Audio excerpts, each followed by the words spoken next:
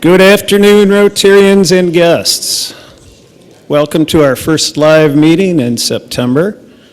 Hope some of you got to get to the Solheim Cup. That was a pretty amazing event for Toledo, and all kinds of things went on, so I hope a lot of you got to participate. Also, welcome our speaker as he walks in, Dan Cummins, along with Chuck Mann. Dan's going to talk about his 41 years in broadcasting today, so hard to believe he's been around that long. I would like to invite Julia Faulkner-Peklivianos, and I'm sorry I screwed that name up, to deliver a reflection, and followed by Phil Marissy leading the Pledge of Allegiance. Julia, somewhere?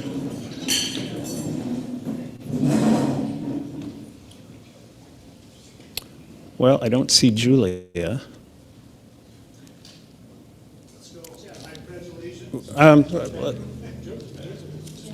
Joe's going to. Okay. Thank you, sir. Thank you. I was scheduled for it. Thank you, President Bob. Will you please bow your head with me? We are thankful for this day that you have given us, for its blessings, its opportunities, its challenges. May we appreciate and use each day that comes to us. We pray for strength and guidance for each day as it comes, for each day's duties, for each day's problems. May we be challenged to give our best always, and may we be assured of your presence with us. Amen. Thank you.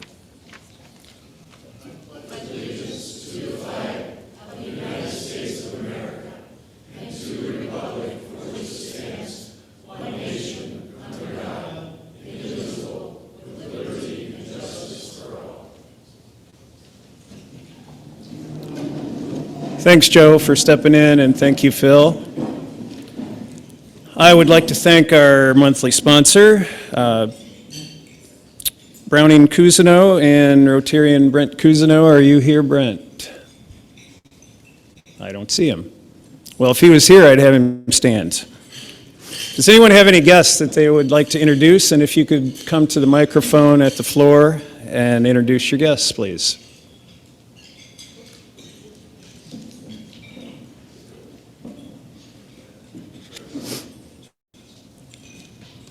I'd like to introduce my wife, Barb. Yes, the woman is on a quick trip to sainthood, and I'm absolutely sworn to not say that today's her birthday. Happy birthday. Always hard to follow, Mr. Mann. Thank you. It's my pleasure to introduce my guest from Hilton's at Toledo Downtown, Michael Lyman, Complex Director, Sales and Marketing, and Sheena Kiefer, Complex General Manager.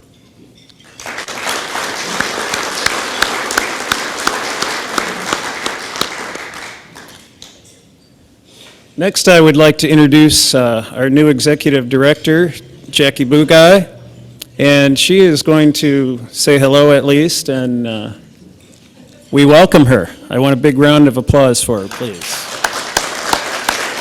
Hi, everybody. As you heard, I am the new executive director. I am here to absorb all of Kathy's institutional knowledge as she's on her way out for retirement. So I'm slowly getting to meet you all in person. I've seen some names on emails and rosters for committees and things like that, but it's great to officially be here for my first Monday meeting. So thank you all.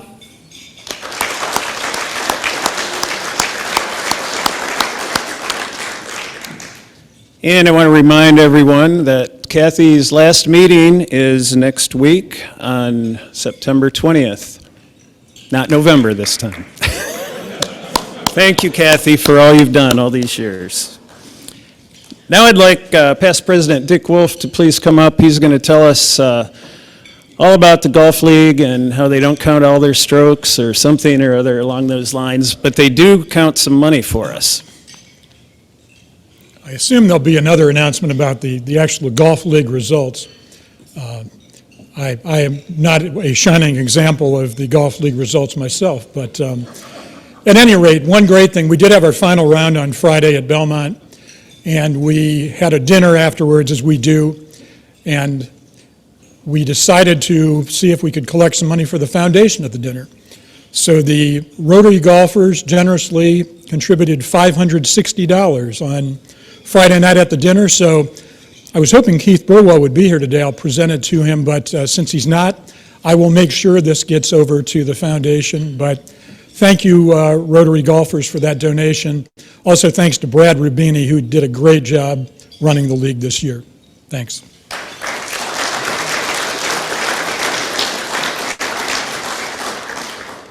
One more announcement. The Mesa Bike Tour is this coming weekend. It starts on Saturday. It's between Ottawa and Findlay this year for the first day. So if you'd like to do a day ride, you can actually start in Ottawa, ride to Findlay, and then after lunch with Findlay Rotarians, you can ride back to Ottawa.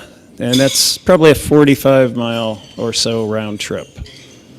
And they'll be riding all next week. So after that, I would like for past President Chuck Mann to please come up and introduce our speaker, Dan Cummins.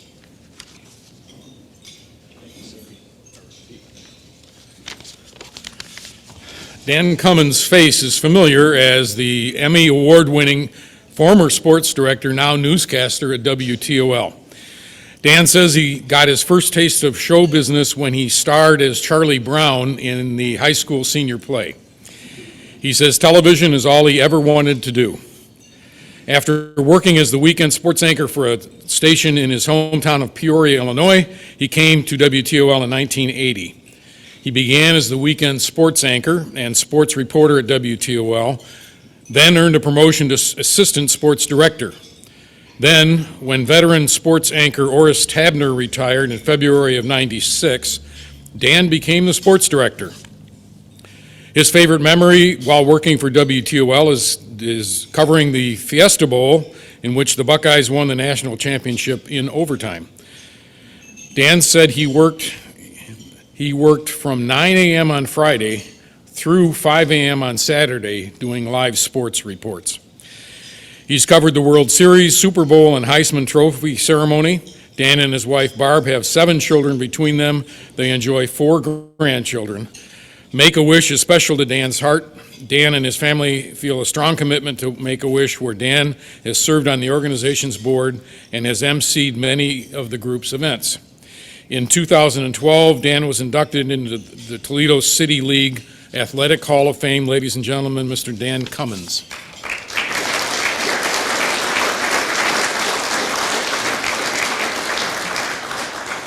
It is very humbling to be here amongst all of you, some wonderful people, a lot of familiar faces, people who devote your life to business and service of others and for what you do. I thank you for what you do. Hi, good to see you again. It's funny, Chuck and I have been trying to do this for 2 years? Because he got a hold of me last year and is like, oh yeah, well, where's the meeting? Well, we do the meeting on Zoom. I said, yeah, I don't do Zoom. I don't know how you guys have handled the technology, but I am a rotary phone guy living in a digital world. It's been very difficult to adapt to that. Our newsroom does still operate somewhat on Zoom meetings, and one day our news director told our IT guy, yeah, would you show Dan how to do the Zoom thing? So he took the 5 minutes to yeah, you do this, click, click, click, click, click, and up comes the Zoom. And I stuck with that about maybe 3 months, and finally yeah, I don't want to do this anymore, so I'm out. It's been really tough. It's funny too, when COVID hit last March, a year ago March, and everybody left the building and was working from home, and they said, yeah, you're going to be working from home. I said, okay, I'm anchoring newscasts from home, and you know how I am with technology. Do you really want that? And so they took a look at it, and they finally, what we finally did was, for about 4 months, 5 months, we would have maybe 5 people in the building, master control, an audio person, a director, and a news anchor. And the news anchors would rotate shifts during the day. The morning people would be, one at a time would be coming in, and then we'd have the midday people, the early news anchor would come in, and then I would come in about 6 o'clock during the early news. Then I would do the 7, the 10, and 11 on Fox and 11. So it was very weird. But then we kind of slowly got through that. The weather guys came back in the building, which they objected about doing that. It wasn't about their safety at all. It was like, I have to wear pants again? The whole thing. You've probably been through the whole thing yourselves. Yeah, the weather guys were notorious for like sitting at their table with, you know, wearing shorts, underwear, whatever, but they were wearing a suit coat or something just to be relaxed up front. So it was bizarre going through that. But eventually we got back to a semi-normal, well, a new normal type environment right now, where we have probably no one can't walk in the newsroom anymore, but there for a while, people were not allowed in the newsroom at all. And now people are allowed to come and go, get their gear, but only very few reporters even work in the building still. Photographers, very few work in the building still. The sales staff has come back. Our newsroom is probably 50% capacity. Everybody else is working remotely. Some people flat out do not want to come back. I prefer being in a newsroom environment. It's what my culture is. I just love being a part of the energy of a newscast every day and the fun that goes around with gathering it and BSing with your workmates. You probably know what I'm talking about. You'd rather be around people, right? We're social animals. I'd rather be around people. So that's kind of where we are right now. We're slowly coming out of that whole thing. When I'm out, you know, I'm just a regular guy. I do the grocery shopping at Kroger on Saturdays and Sundays, and people walk up to me at the grocery store, and the things I hear sometime are, hey, the news guy, what's your name again? Or, hey, the sports guy, you retired, didn't you? A whole bunch of stuff like that, and like, oh, yeah, you're the news guy. You retired, right? Okay. I'm 67 years old. I have no intention of retiring. I'm hoping to go a few more years. I absolutely love what I do. At this stage in my career, for some reason, my employer loves me and gives me a lot of latitude in what I do. Going to work every day is a blast. My schedule is 3 to 11.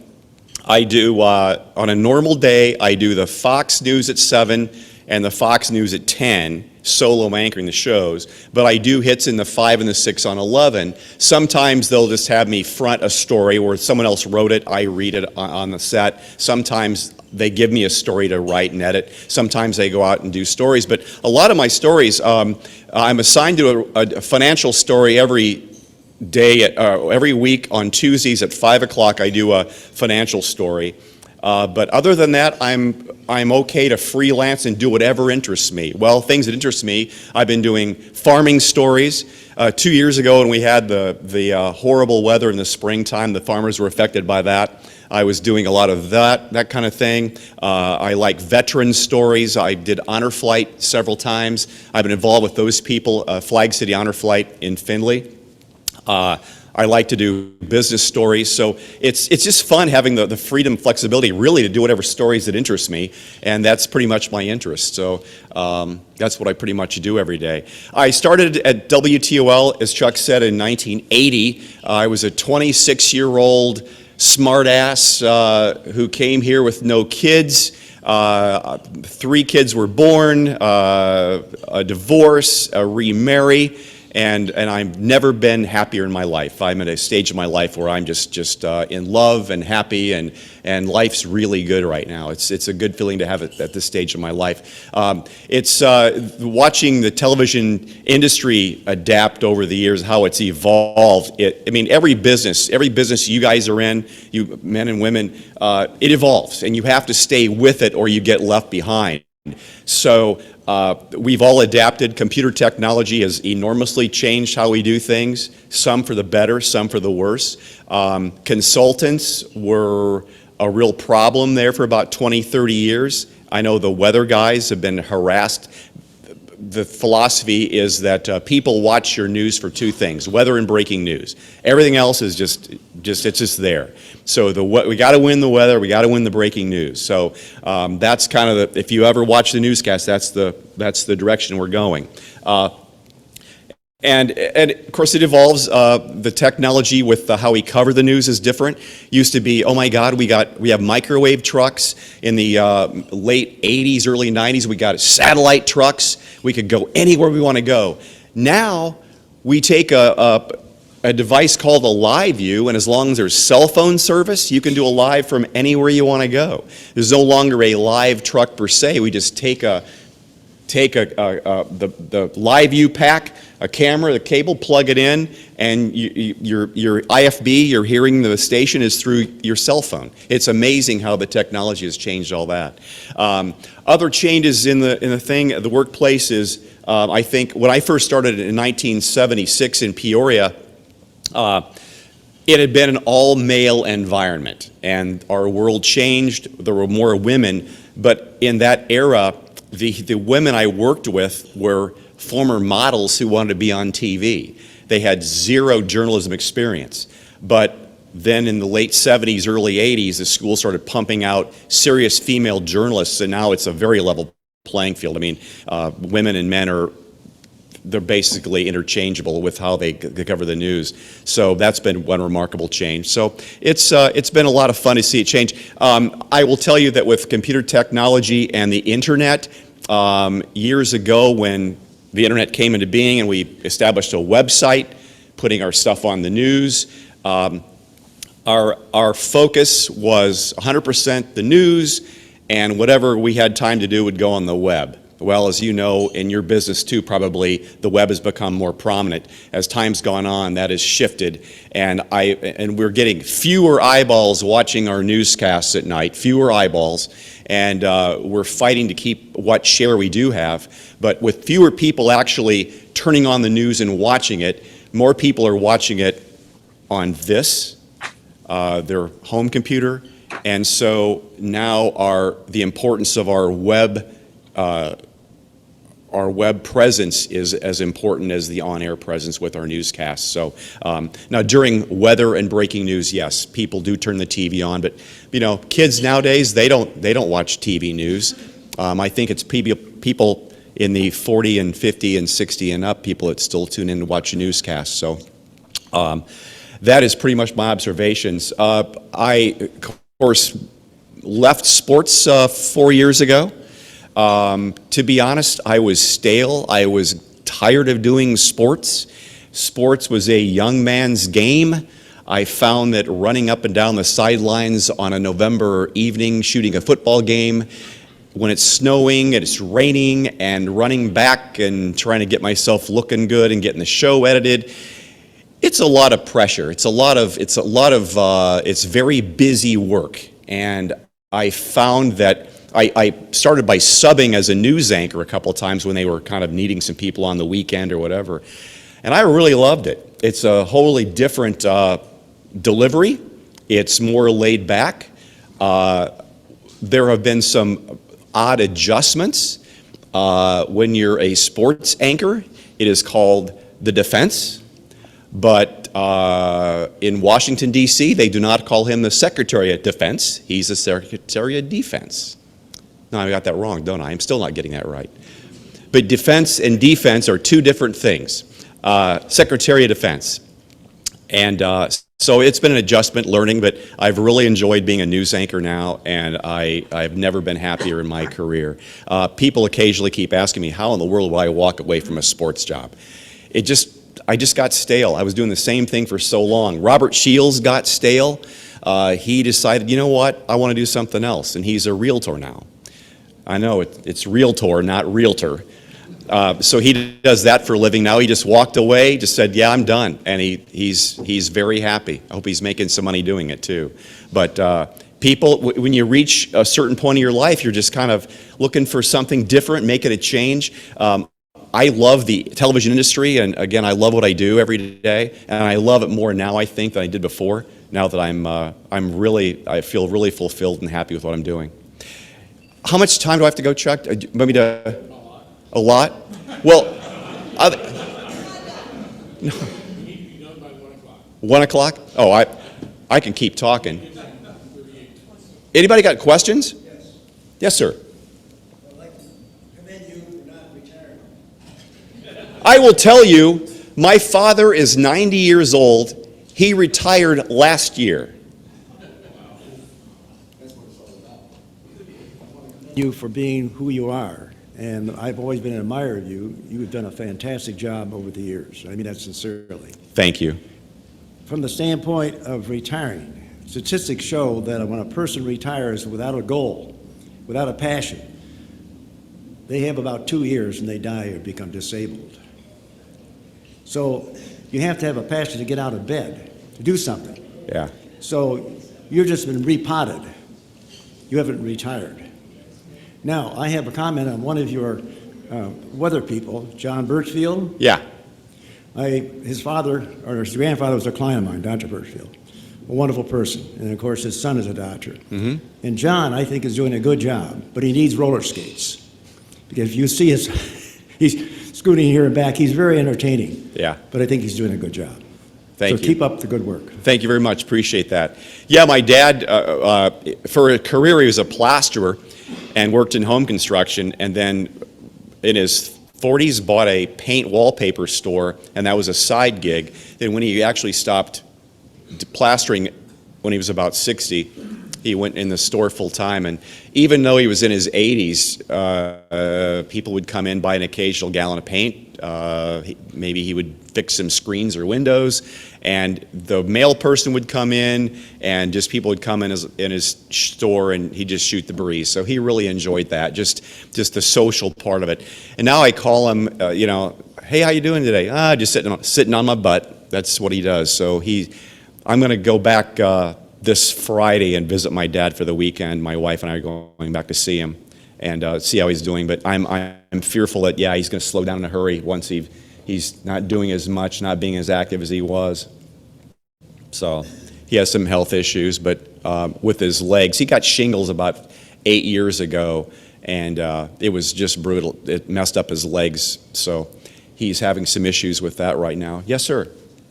Dan, I started my career actually at Channel 11 in 1981. You look familiar. I interned for a couple of months. Paul Kwapik was still the floor director back at that point in time. And I remember they were getting their first DVE unit and their first electronic still store. And the big transition, the big sea change at that point in time in the industry was the transition from film to videotape. Yeah. And how that kind of liberated the newsrooms to produce more content in the field because it was easier to handle. I don't think that had quite the same impact as the transition from terrestrial broadcasting to internet presence is having, as you mentioned earlier. So, I mean, that has been a change unlike anything anyone could have seen happening back in the 80s. Jumping back now, you would have been trained by the likes of Orris Tabner. Frank Gilhooly would have been on the air at the other station across town. So you learned the ropes from people who had been essentially working in the same environment for their entire lives. Now here you are at the other end of that timeline working in a totally different environment as far as technology goes. What is your advice to young people that are getting into the business these days as compared to what Orris might have told you when you were starting out? It's like any business, you have to love it. You have to really, truly love it, because in what I do, I mean, you work nights, you work weekends, you work holidays, you're away from your family a lot. You have to adapt to that. You have to really like what you do. And the pay is terrible. In television, pay is awful. The people that come out of college, they're stunned by how little they will make. But it's a very rewarding career, and if you're in it long enough, you move up the chain, you make a little more, you make a little more, and it's a good place to work. But I feel sorry for the people that are coming into the business now, because it's just a totally different animal. But you have to be as flexible as you can be. You have to be as willing to do anything. I mean, back in 1976, my first TV job, I came out of college, I figured out $125 a week, And I felt like I was rich because I'd been making part-time money in college, and here I am, full-time wages and benefits. And my first job was a film processor. The news photographers would bring back their news film, and I would take all that stuff and go in and I would load it into a big magazine in a dark room and run the film, and then hand the film over to these photographers, and they would edit manually, splice, cut and splice their film. And then slowly by 1979, 1980, video, live trucks, things like that. So it's just exponentially how the technology is now. I'm glad I work with young people because I'm constantly going, Jordan, how do I do this? Hi. Julia Peclavanos with the Alzheimer's Association. And Yes. Hi, good to see you. I really enjoyed it when you've come to visit my office. I think you're an exceptional interviewer. Thank you. I just have been very impressed. I always enjoy with that. talking to you too. Good. Well, our four-way test starts with the question, is it the truth? Can you talk a little bit about how Is It the Truth has evolved in journalism over your career?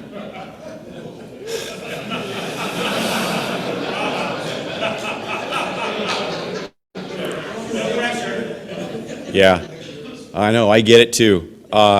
Truth is perspective, isn't it? You can see something happen and two totally different people have a totally different view of what happened. It's, for example, the confrontation we're having over just a frickin' vaccine, you know? It took years to develop the polio vaccine. Yeah, in the 50s, we have computer technology that breaks the disease down to the scientific part of what it does and how it affects the human body, and they developed not one, not two, but 3 vaccines that are effective. And I just don't get it. A friend of mine, good friend of mine, we're going to Cabo with them in December, and months ago, Dan, I'm not going to get the vaccine. I'm not worried about this damn this coronavirus, this bullshit. Went the whole thing. Well, about 3 weeks ago, he got COVID, and he was hospitalized for a time. He is home now. He's on oxygen. He's lost weight.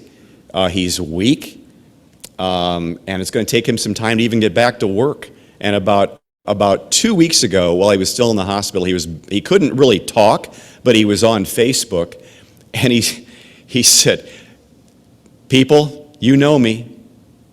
You know what I said about the vaccine? I'm scared to death. I've changed my mind. I urge you to get the vaccine. Please get it." And his wife was on the same situation. She wouldn't get it either. She got the vaccine, so it just, I hope it doesn't take a lot more people dying to realize we need to get the vaccine, because the numbers of hospitalizations, 95% of the hospitalizations are unvaccinated people. If you get the vaccine, yeah, you can still get COVID, but you're not going to have as serious of an illness.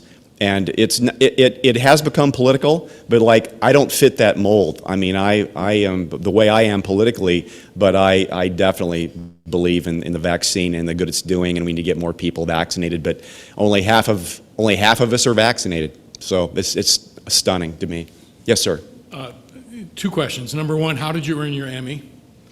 And How did I what? earn your Emmy? Okay. And your most memorable interview, Oh boy. for good or for evil, whichever. Yeah.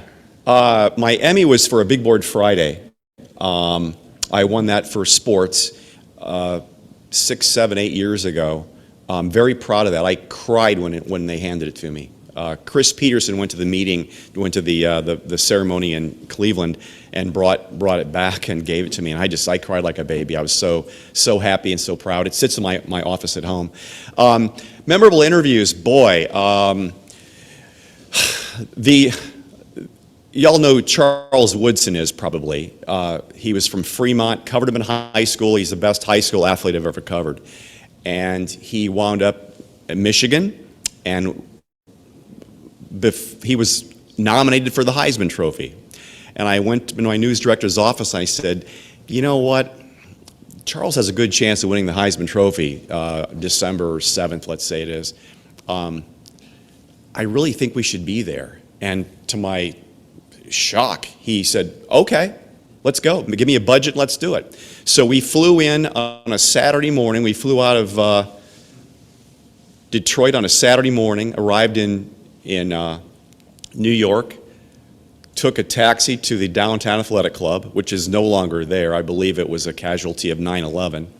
And had our credentials and met with the PR people from Michigan and went through the whole thing. Well, the ceremony goes on the Downtown Athletic Club is kind of like this building. It has these ornate wooden walls. It's very classy. And the actual ceremony with the former members and the families, it's on a floor above you, and the TV cameras. The media is watching in a room on TVs. So the ceremony's going. Well, he wins. Bruce Maddie, I'll always be grateful to him. Bruce Maddie was a sports information director at University of Michigan. And I was in contact with him all the time for a variety of stuff. Even though I wasn't Ann Arbor or Detroit media, I was Toledo media, and he appreciated us. As soon as Charles won the Heisman Trophy, and they were letting him do interviews, one-on-one interviews, Bruce Maddie let me do the first interview with him because I'm local media, which was very, very cool. That was very neat to talk to Charles first. Yeah. Did I ever answer your question? Did I ever answer your question at all? I don't know if I really did. Are you satisfied with the answer? I don't know what to tell you. Yes. Yeah. Yes, I think so, but that wasn't what I was aiming at. Was you know, how really has that evolved over your career, and how you look at things, how you analyze things, and then report on them? You know, we all have our preferences with what we watch for news. There are some news networks I will not watch. There are others I will watch. I'll watch CBS News and I'll grumble and shake my head sometimes at stuff they do and say. We're all different. I will tell you, the stain of the fake news has reached the local level. During the election, when we have political rallies when Trump or Biden, whoever would come into town, and we'd have, you know, people are yelling fake news at our reporters, which, you know, that's hurtful. I get it, but it's hurtful because, boy, the people I work with, they work really hard. They want to tell the truth. They want to give you an accurate trail of something happening locally. I know I'm the same way. Sometimes I scratch my head by the perspective of the national news media with some things, but you know, it is what it is. We're all different, and we're all human beings, and we have a different perspective. And if you are who you are, that perspective comes into how you cover stories. So I don't know, Kevin. Here comes a zinger. No, this will be great. No, I'm not going to ask as noble of a question as Julia asked, but I want some dirt. You spent a lot of time in locker rooms and sidelines with athletes and coaches. I just want to hear a story of the worst person you've had to deal with. Yeah, they say with or without names, but I want to hear the names. But if you want to just make up a name, let's just call him like Chuck Mann, and just a generic name, and just tell the story about like the worst interview with Chuck Mann. That's pretty generic, right? Jack Morris was a bit of a jerk. He's kind of rehabbed his image now in his retirement and his Hall of Fame years as a broadcaster. But Albert Bell was a jerk. Kenny Lofton, don't like him. Typically, like you learn who the good guys are and who the bad guys are, and so you flock toward the good people to talk to. Like Chris Spielman, when he was a Lions linebacker, we'd go to the Lions games, and after the game, most of us would gravitate to Chris Spielman because he would just give you real insightful perspective on the game. Really loved hearing what he had to say, and he's gone on to become just a wonderful professional. He's still in the football business, but just a really good guy. But those names I told you, those kind of stand out. It was funny. Nick Saban, of course, famously coached the Rockets for 1 year, and he was so funny because he was just a regular guy, and you'd sit and talk to him in his office and interview him at news conferences, and he was a regular guy, but boy, he was really laser focused on stuff. But he would tell you the honest truth about some of his people, what he thought of some of his players. But it was kind of comical to watch him when he decided to leave again after 1 year. His tearful news conference is just comically funny, like, what? What? Hello? My name is Kate Fineski with the National Museum of the Great Lakes. For any of you that are worried about keeling over 2 years after retirement, feel free to come find your passion over at the museum. Be happy to put you to work. From the bad to the good, I guess, Kevin, this is a good transition. You've been here for a long time now. What has kept you here in Toledo? I love Toledo. I love this community. I'm not originally from here, but you couldn't get me away from here. So what's kept you here? That is so funny. I've had these conversations with other people that are transplants as well. Toledo's a wonderful place to live. I hope to get out of here in the winters when I retire, but the winters are brutal. But yeah, the people are wonderful. There's a lot of fun stuff to do. You can make your own fun. It's great for family, great for entertainment. You're close to Detroit and Cleveland. There's so much you can do here. And I've always believed, with other people I've talked to, Toledo natives are the ones who are most down on Toledo. Now, that being said, this was like 20 years ago. The face of our city has changed so much with Fifth Third Field, Huntington Center. There's the downtown transformation. I just hope economically we can keep that stability. Kate, thank you. Hoping to keep that stability and keep the money rolling and ProMedica being stable and because a lot of good things are happening right now. Yes, sir.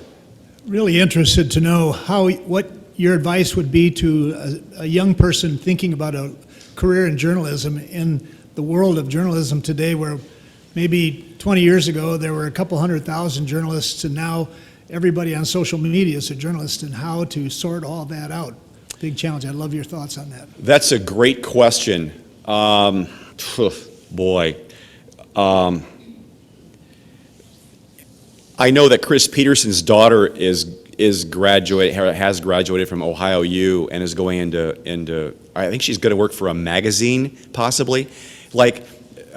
Years ago, I'm at my age, my wife and I lived for the newspaper every day, and the newspaper was cut to 4 days a week, and then it was cut to 3 days a week, whatever it is now. We finally dropped. I can't believe I ever dropped getting the newspaper. I want the newspaper. Do I want to read it online? Not really. I don't want to pay to read online. So I get my news in other ways and still do that. But to get in the business, it's just a wonderful profession. You have to really want to do it. But there's a price to pay. The hours are terrible, but it's really interesting. It's just so much fun. You're meeting wonderful people. You're getting out there. You're doing some important things. And I have a lot of great memories from my career in television. Yes, sir. It's a conversation here, but I have my favorite baseball story. Did you cover baseball very much? Yeah, some World Series, yeah. Well, my business partner, Tom Snow, and I were out in the San Francisco area, and his cousin was Merle Redmond, who was with the Baltimore Orioles, an all-star, and so he got us tickets to go to the Oakland A's and the Detroit Tiger game, and Jack Morris was the pitcher. So after the game, Tom said, let's go and thank Merle for these tickets. So we go to the athletics locker room, and Merle has announced that he can't come out because he has a meeting with the manager. So Tom says, well, let's go down to the Detroit Tigers. So we're down there, and there's this little African-American boy, about 8 years old, and you could see he wants autographs. And so Tom took him under his wing, and Cecil Fielder came out, even Sparky Anderson, and he was getting all these interviews and all these autographs, but he kept coming up to me. Can I have your autograph? And I said, no, you can't have my autograph. He thought I was one of the players. Sparky Anderson. Anyway, I could just see him after having all these autographs on a baseball.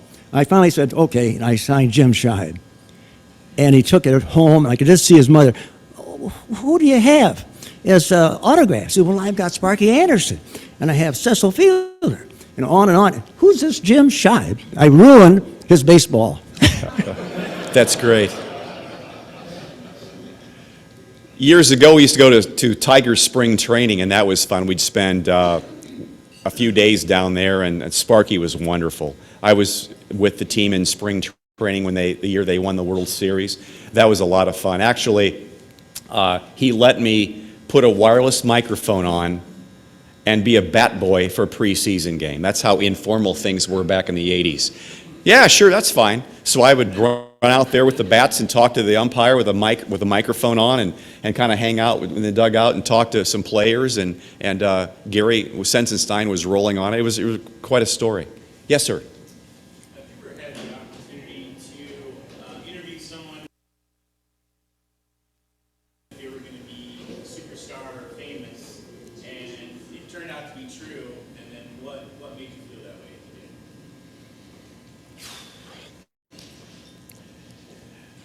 Well, Charles Woodson, of course.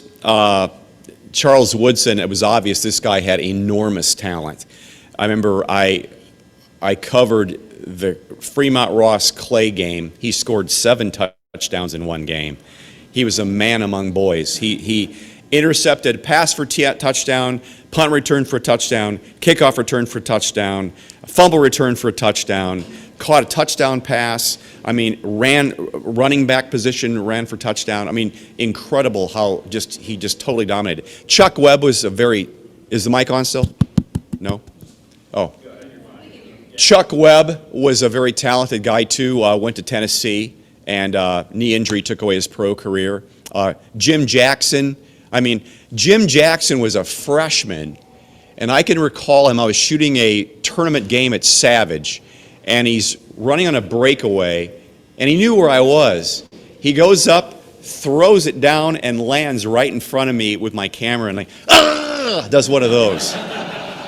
He was a freshman, but he went on to have just a wonderful, high school, college, pro career. Dennis Hobson had a good college career, excellent college career. He was the leading scorer in Ohio State history until I think Jay Burson broke the record, but had a good run as a professional. So, yeah, there's been some people that came through here, high draft picks. It was fun to watch them.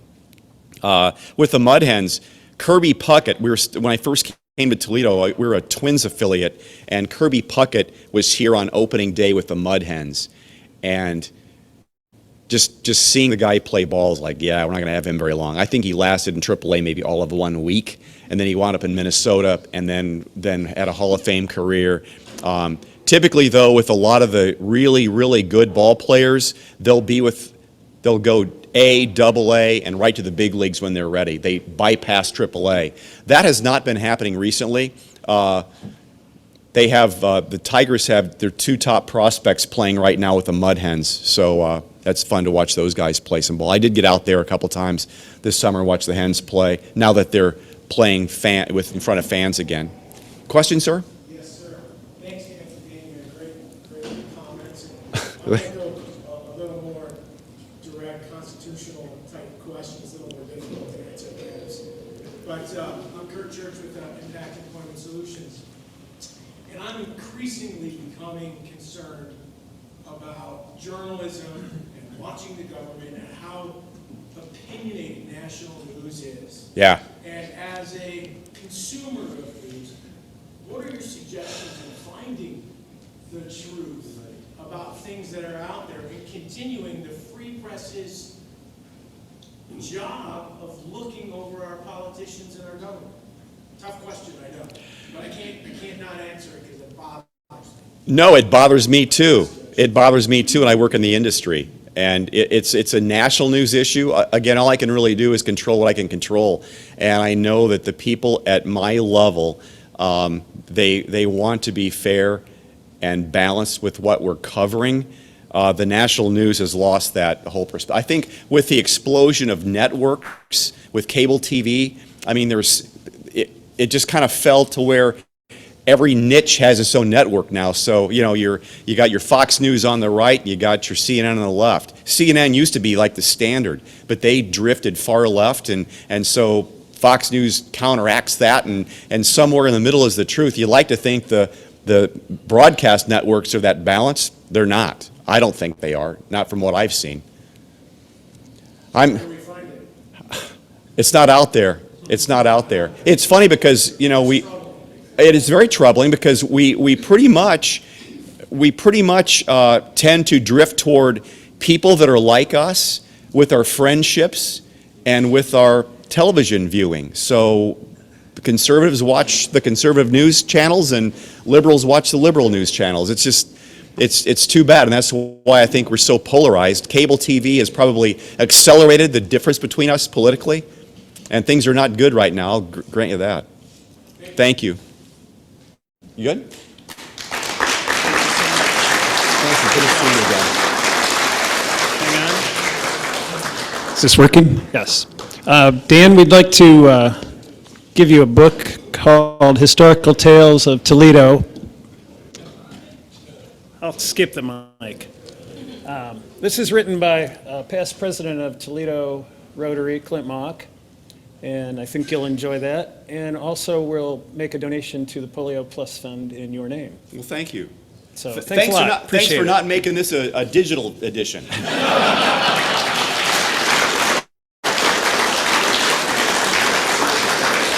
Great presentation. Is that working? No? I'll yell. Actually, I'm going to introduce Chuck Mann, who's going to introduce a video, and probably will laugh a little bit.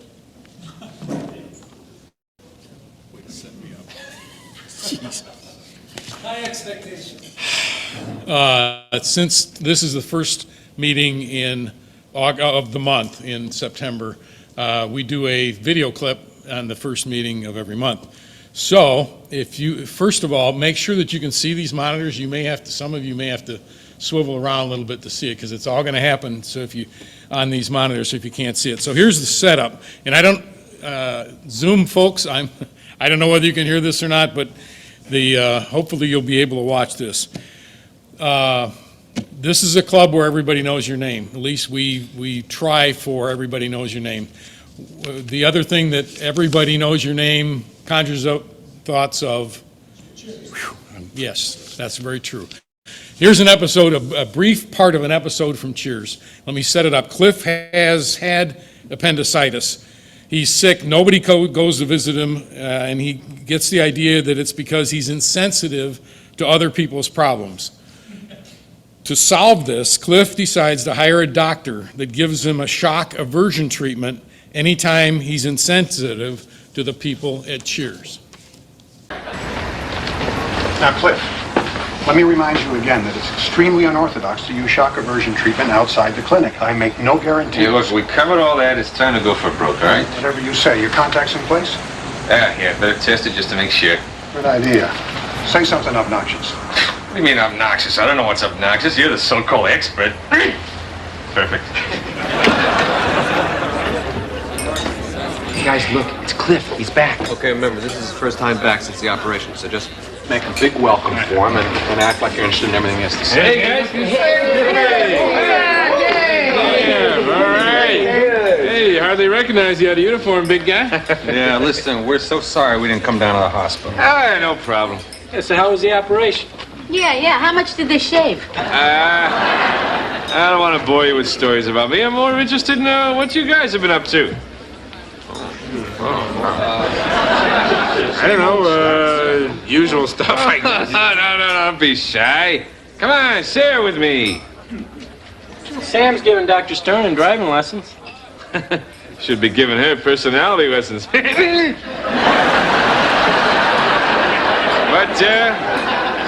who among us is perfect? So, when are you getting back to the route? Well, Doc said the ordinary guy would be out for 3 weeks, but with my incredible physical stamina, 3 weeks. Cliffy, are you okay? You know, It's a little pain from the stitches. Oh, wow. You know, it's lucky you dropped by. We were having this argument. Maybe you can settle it for us. We were wondering who came up with that great post office phrase, you know, rain, sleet, dark night. Oh, yeah.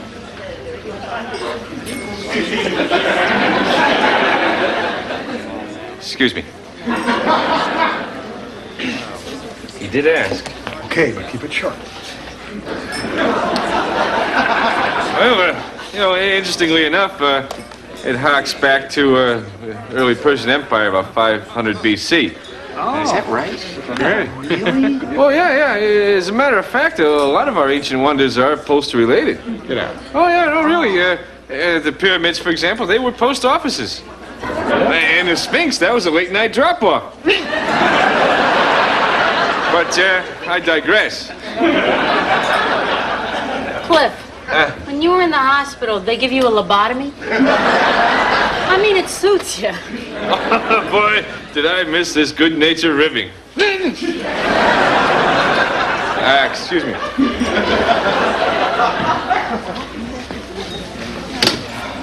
Getting a little trigger-happy with that thing, aren't you? Hey, you sounded a little sarcastic. I wasn't being sarcastic. It's judgment call. Fair enough. Welcome back, Cliff. What the hell was that for? Oh, sorry, thumb spasm. Well, it's good to be back, so who's gonna buy me a beer? Come on, it was a joke, you bozo! Stop that! I said stop that! I'll write the experiments off! You're a quack!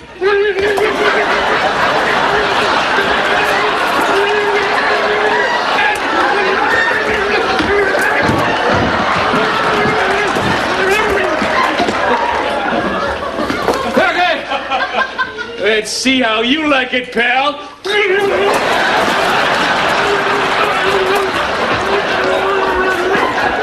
Remember, we still have your deposit on that unit.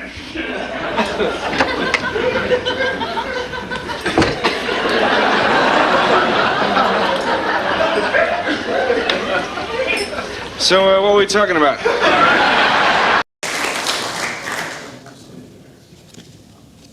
Thanks for the walk back in time, Chuck. Next week, our speaker will be Robin Eisenberg, the Executive Director of Toledo National Alliance of Mental Illness. There's one committee meeting today, and that is Community Services in the Chelsea Room. Thank you for a wonderful presentation, Dan. Thank you, guests, for coming, and happy birthday, Barb. We are adjourned.